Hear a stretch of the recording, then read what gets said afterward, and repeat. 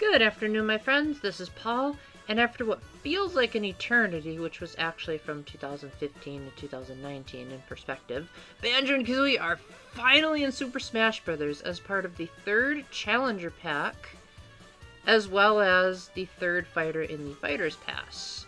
So this review is going to be talking about whether Banjo and Kazooie are worth it as standalone fighters, in case you haven't purchased the Fighters Pass, and in case you're not a diehard fan of the series like me and are wondering, is this wacky bear and bird that promote animal abuse actually worth it? Well, to put it into perspective, Kazooie actually abuses like every character in the game, so it's sort of, she kind of had it coming, with all the times she verbally harasses people, now she's the one getting beaten up. Not that I condone that behavior in real life, just putting into perspective for those that haven't played the series. Anyway, little bit of a tangent. So this is actually the first fighter that I'm well familiar with the series, so I'll add a little bit of fanboy trivia in there, but I'll try to be as fair and objective as possible to see, okay, is this a good fit? Do you think it's worth it? Well, Sakurai himself said that he thinks you're getting a lot for $6. And I would have to agree with him. This feels like it's by far the most well thought out and most effort put into a fighter in Super Smash Bros. Ultimate that I have ever seen. Let me just name just a few examples of where they seem to go above and beyond what was expected of just a regular fighter pack. So for starters, let's start by talking about the music. Normally I like to save the music for last because that's like my favorite part of Ultimate overall. They actually got Grant Kirkhope himself, who was the original composer of the first two Banjo games on the Nintendo 64, to compose the remix of Spiral Mountain, which is still actually my favorite tune out of all the remixes. The rest of them were still great, and the three original tunes that they chose were also great, but man, the original composer just pulling out all the stops and even adding an orchestral piece at the end was just magnificent. They totally did not have to do that. They could have just hired their countless strangely named Japanese composers, but no, they said we gotta get the man, the myth, and the legend himself, all because he worked on Mario + Rabbids Kingdom Battle and they liked his arrangement of Peach's Castle. Who would have thought? And 7 out of the 10 tracks from the Banjo series are remixes, which is more than both Joker and the hero can say. Heck, Hero didn't have any remixes in his music, so I don't know what their excuse is.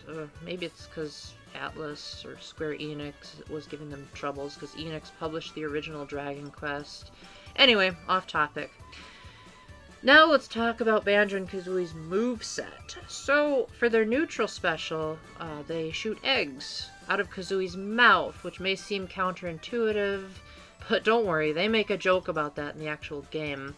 Banjo and Kazooie are notorious for being extremely self-aware, which is surprisingly lacking in this pack, but who knows, maybe some secret person will say, guess what? You can do Banjo and Kazooie guidance conversations by pressing their down taunt on Spiral Mountain. If so, maybe Sakurai would have mentioned it. Whatever. Basically, it's kind of like Mario's Fireball, except you can also hold down the B button, or the special move button if you've customized. For future references, I'm just going to pretend that you haven't.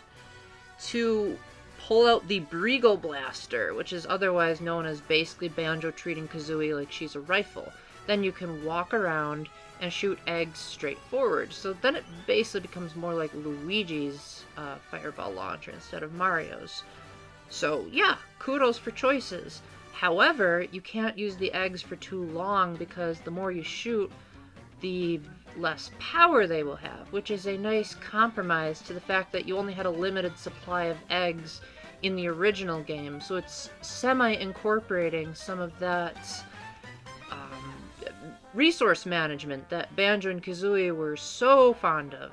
Speaking of resource management, the next move is the only bit of true learning curve that I experienced in the entirety of their moveset, which is way more than what I can say for Hero. Yet another example of more effort. So the Wonder Wing was originally Banjo and Kazooie's invincibility move that they learned in the third world of Banjo-Kazooie. However, to prevent it from being overused, because they still had balanced gameplay even in 1998, they needed to use golden feathers, of which you could only carry 10 at a time initially until you got the cheat code. Well, in this game they made it even more strict, with only letting you carry 5. And the only way you can recover them is by dying. So, no, they do not refill over time like most other characters' power-ups. You can only use them 5 times, which is especially dangerous if you're only doing a one-stock battle. However, that being said, the Wonder Wing is impervious to most attacks, albeit it can make you vulnerable if you're not careful. So, that's nice. It can also be used as a great recovery move, but boy can it backfire if you don't keep track of those golden feathers, because just like in the game of Origin, the display for the feathers only appears when you're actively using them. It doesn't appear over Banjo and Kazooie's profile, which has been the case for like every other fighter in this game so far. So that's another unique circumstance. For their up special, they do the Shock Spring Jump, which summons a Shock Spring Jump pad out of nowhere that launches them into the air. You can hold down the B button to determine how much of a recovery they're going to get. But in my opinion, the standard reach, just by pressing the input, is still really good.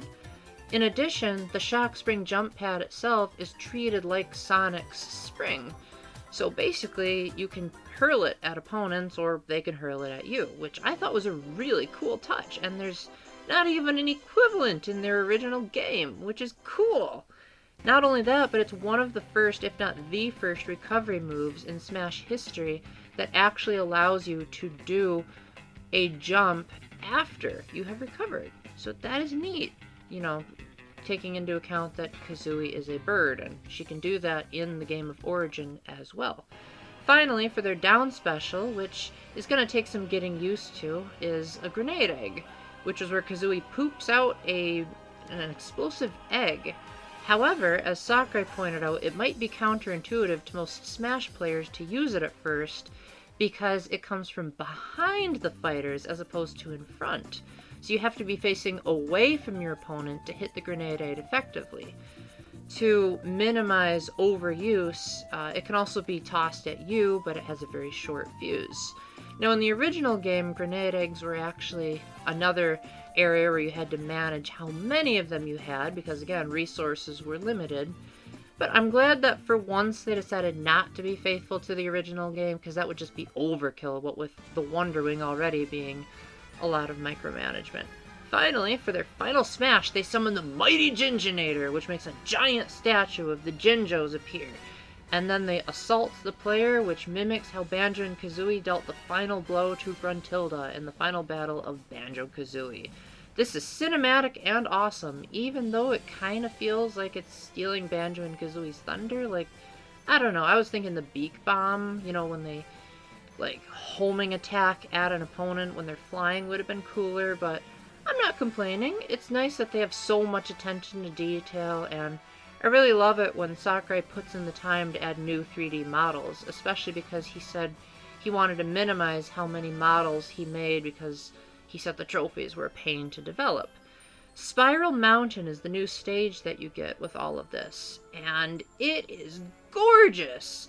I feel like of all the stages in Smash Bros., the ones that were created for Ultimate were by far the most creative and wonderful, because the main gimmick is the stage swirls in a spiral formation, and there's actually an icon that tells you when it's going to spiral, and then the items, the characters, and everything will rotate, which even means your recovery platform will rotate. And it's one of those you have to see it to believe it. But they also put a lot of work into the background as well. So the areas you can't explore just feel like a totally reimagined HD remaster of the opening tutorial area of Banjo-Kazooie. And it was so well done, to the fact where they even placed honeycomb rings and extra lives where they should have been in the original game, that I would love it if they made an actual Banjo-Kazooie remaster in that graphical style. There's also cameos from other Banjo characters, such as Gruntilda, Bottles, Mumbo, Tootie, the Jinjos, and the Buzz Bombs, which are the spirits that you face, because like the other DLC fighters so far, you also get spirits. These are incredibly well done too, because I thought I had it all figured out. I was like, oh yeah, these are the spirits they're gonna use, but man, they even took me by surprise.